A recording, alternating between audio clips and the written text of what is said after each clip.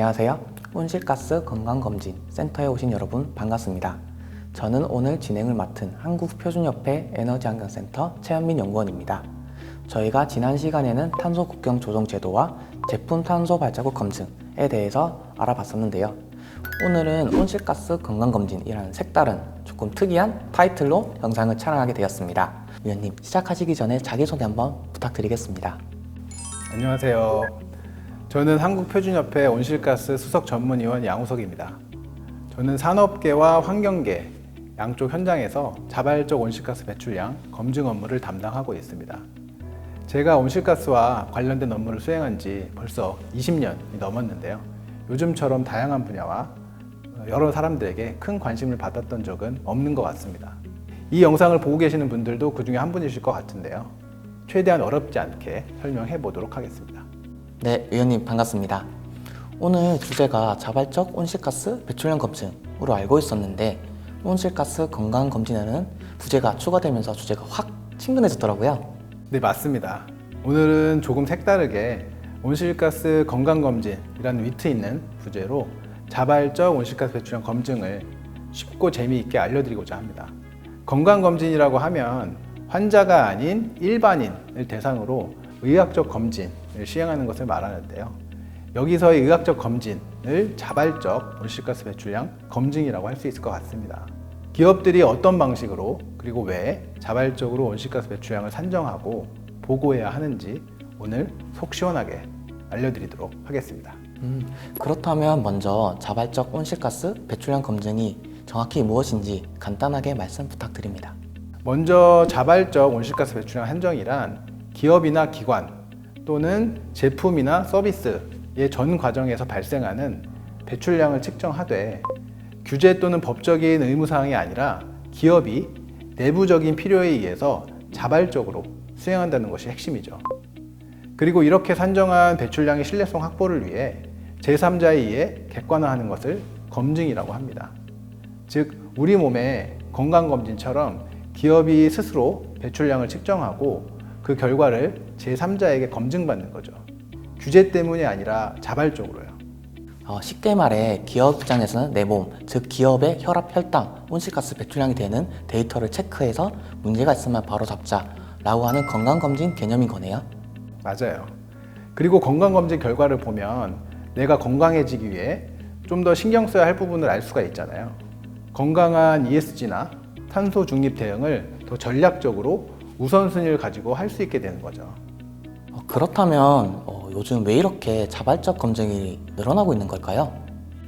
제가 생각하기로는 크게 세 가지 이유가 있다고 생각이 되는데요. 첫째, 지구온난화의 부작용으로 인해 기후위기 대응이 전 세계적 화두가 되면서 기업과 정부뿐만 아니라 투자자, 소비자도 탄소 중립과 저탄소 제품을 강하게 요구하고 있습니다. 둘째, ESG 경영이 투자 판단의 중요한 기준으로 자리 잡으면서 재무제표뿐만 아니라 환경, 사회, 지배구조의 지표를 보고하는 것이 기업의 중요한 경쟁력이 되었습니다. 셋째, 앞으로 이 규제가 더 강화될 걸로 예상되기 때문에 미리 준비한 기업이 불확실성에 유연하게 대응할 수 있죠. 즉, 기업이 미리 준비하는 것이 필요한 것입니다. 말씀하신 세 가지 이유가 기후위기 대응, ESG 경영, 규제 강화 대비 이러한 이유들로 늘어나고 있는 거군요. 그런데 기업들이 자발적으로 온실가스 배출량을 산정하고 검증했다. 그러니 우리 친환경이에요 라고 했을 때 저희가 진짜로 그걸 믿을 수 있을까요? 그게 바로 그린워싱이에요. 숫자 없이 말만 하면 소비자는 신뢰를 잃죠. 최근에도 그린워싱 이슈가 제기되면서 검증의 중요성이 커지고 있는데요. 검증받지 않은 데이터나 추정치만으로 친환경을 내세우면 소비자나 투자자의 신뢰가 무너지죠. 따라서 양질의 데이터를 기반으로 배출량을 산정하고 이를 제3자가 검증해야 그린워싱에 대한 우려를 줄일 수 있습니다. 그런데 그린워싱만으로 기업들이 검증을 받을 것 같지는 않는데요. 실제로 그린워싱 외에 기업들이 배출량을 산정하고 검증받는 이유가 뭘까요? 이전에 말씀드린 것과 연관성이 있을 것 같은데요. 시장 경쟁력 확보가 가능하다는 점입니다. 검증을 통해 친환경 제품 라벨을 부착하거나 지속가능 보고서를 발간하게 되면 소비자의 신뢰를 얻게 되고 매출 상승까지 이어질 수가 있겠죠. 또한 ESG 투자 펀드나 녹색 채권 발행 시에는 온실가스 배출 정보를 공시해야 하는 경우가 많아지기 때문에 검증 데이터가 있으면 투자 유치가 용이해지죠. 특히 CBAM이나 배출권 거래 같은 규제까지 대비가 가능해집니다. 말씀하신 그 검증이 꼭 제3자 검증이 필요한 이유가 뭘까요? 크게 세 가지로 설명드릴 수 있겠는데요. 신뢰성 확보, 데이터의 정확성, 그리고 리스크 관리입니다. 내부 데이터만으로 산정하기에는 오류나 과장 가능성이 있죠. 제3자 검증기관이 검증 과정에서 협력업체, 물류, 원재료 같은 공급망 전반을 고려해서 누락된 부분을 보완할 수 있게 되고 그에 따라 이해관계자에게 신뢰를 줄 수가 있죠. 리스크 측면에서도 데이터 수집의 어려움, 기준 변경 등의 사항을 미리 발견하고 향후 다가올 리스크를 줄일 수가 있습니다. 즉, 제3자 검증을 통해 신뢰성과 정확성을 높이고 리스크 관리를 할 수 있게 되는 것입니다. 그렇다면 기업들이 실제로 배출량을 산정할 때 어떤 범위를 고려해서 설정해야 될까요? 배출량 산정은 크게 스콥 1, 2, 3로 나뉩니다. 스콥 1은 기업이 직접 배출하는 온실가스 배출량으로 연료 연소나 공정 배출 등이 있습니다. 스콥 2는 외부로부터 구매한 전기와 열을 생산하는 과정에서 간접적으로 배출되는 온실가스 배출량을 말합니다.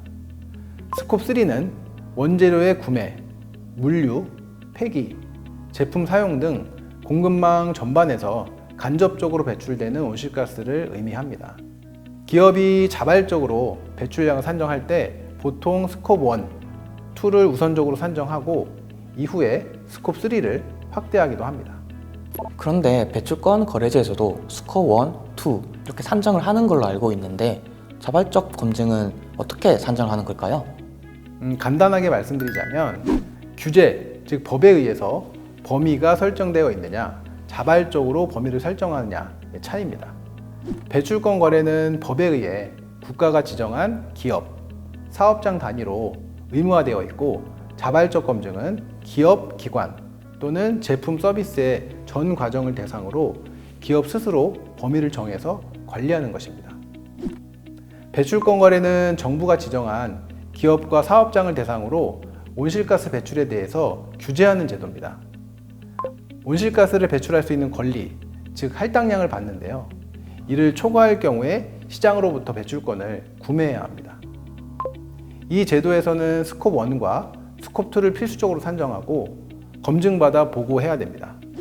자발적 검증의 경우 기업, 기관 또는 제품 서비스 단위로 공급망 전 과정의 배출량을 산정하기도 합니다. 즉, 스콥 1, 2, 3가 산정 대상이 되는 것이죠.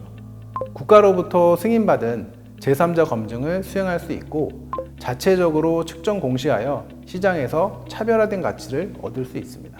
즉, 배출권 거래제는 규제, 법으로 산정 범위를 결정한 것이고 자발적 검증은 기업들 스스로 범위를 결정했다. 이 차이군요.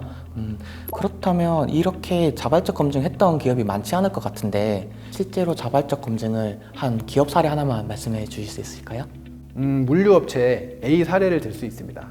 산정 범위를 보면 A사의 자체 물류센터, 그리고 협력 운송사, 그리고 사용 후 폐기 단계까지 스콥 1, 2, 3를 전 범위를 설정을 했고요.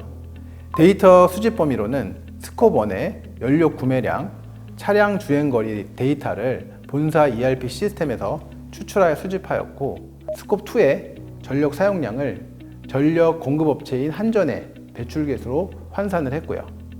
스콥 3의 협력 운송사 및 포장 공급업체로부터 배출 데이터를 요청하여 수집하였습니다. 산정 방식은 국제 표준인 ISO 14064-1과 GHG 프로토콜을 준용을 하였고요. 각 부문에 적절한 배출 계수를 적용을 했습니다. 검증 프로세스를 보면 한국표준협회 검증 절차에 따라 제출된 서류, 데이터 원본, 계산식, 인벤토리 보고서에 대하여 문서 검토를 하고 이후에 현장 검증을 실시하였습니다. 검증 결과를 보면 일부 협력사의 데이터에 품질 이슈가 발견이 돼서 A사는 해당 업체와 협력하여 데이터 수집 방법을 개선하였습니다. 저기 붉은색으로 표기되어 있는 인벤토리 보고서 보이시죠? 기업의 배출량을 산정하는 목적과 기준, 범위 등 배출량 산정과 관련된 세부적인 내용을 정리한 보고서인데요. 국제적인 수준의 검증을 위해 작성해야 하는 중요한 문서입니다. 결과 활용을 보면 검증 완료 후 A사는 친환경 로고를 부착하고 고객사에게 납품하였고 ESG 리포트에 검증 의견서와 함께 배출량을 공시하여 신뢰도를 높였습니다. 이처럼 실제 기업들은 많은 데이터의 품질 관리, 공급망과의 협업, 검증 절차를 거쳐야 하므로 준비 기간이 짧으면 매우 어려울 수 있습니다. 와, 자발적 온실가스 배출량 산정하는 것뿐만 아니라 자발적 배출량 검증하는 것도 단순한 서류 작업이 아닌 거네요. 이게 본인 기업들의 ERP 데이터도 확인해야 되고 그 기업뿐만 아니라 협력하는 그 기업들 데이터까지 검증하는 게 정말 어려울 것 같습니다. 그렇죠. 그래서 전문적인 검증기관의 역할이 중요해요. 저희끼리 이런 얘기하기 좀 민망하기도 한데요. 한국표준협회는 국내 최대의 온실가스 검증기관으로서 국제표준 기반의 자발적 온실가스 배출량 검증과 더불어 공개 교육과정을 통해 배출량 산정 교육까지 제공합니다. 저희가 검증하는 것만 아니라 실무자들에 대한 교육까지 한다는 말씀이신 거죠? 기업이 자발적으로 실행하고 싶은 의지는 있지만 실제 데이터를 수집하고 산정하고 검증받기란 적지 않은 노력과 전문성이 필요합니다. 이를 위해 한국표준협회가 맞춤 검증 서비스를 제공하고 있습니다. 확실히 기업 입장에서는 자발적으로 온실가스 배출량을 산정하고 또 보고하는 게 쉽지가 않을 것 같아요. 맞습니다. 그래서 더욱이 검증기관의 검증이 필요한 거죠. 오늘 영상을 보신 기업 관계자 여러분께서도 내부 전문 인력을 양성하고 전문기관의 검증을 통해 지속 가능한 개선 포인트를 도출해 나가셨으면 좋겠습니다.